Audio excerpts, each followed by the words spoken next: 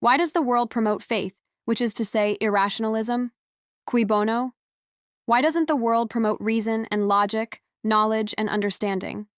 Why doesn't it demand evidence and strict logical argumentation? Why is mythos, story, always preferred to logos, logic? I would be absolutely ashamed to call myself a person of faith. It would mean I had totally rejected rationalism, and yet billions of people are proud to say that they are men and women of faith. Humanity is poisonously addicted to faith, feelings, and stories, and it has an astonishing phobia for reason and logic. Funny that. Or not so funny. Definitely not funny if you're a scientist, mathematician, philosopher, or psychologist. Nietzsche said, "A casual stroll through the lunatic asylum shows that faith does not prove anything. If faith has any value at all, why do so many people have faith in opposite things?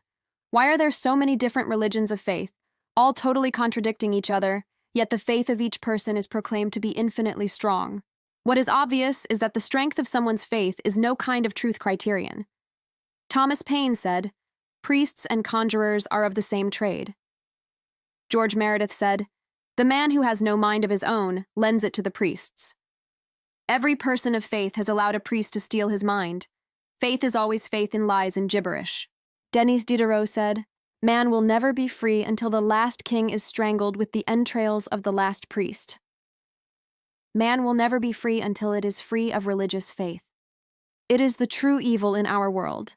There is not a single person of faith who is not evil, and not an extreme danger to all those who do not share his fanatical and totally delusional faith.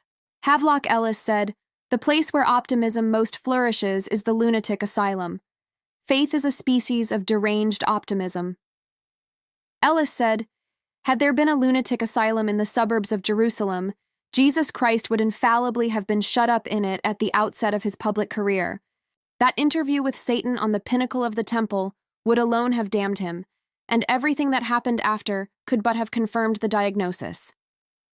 This is self-evidently true.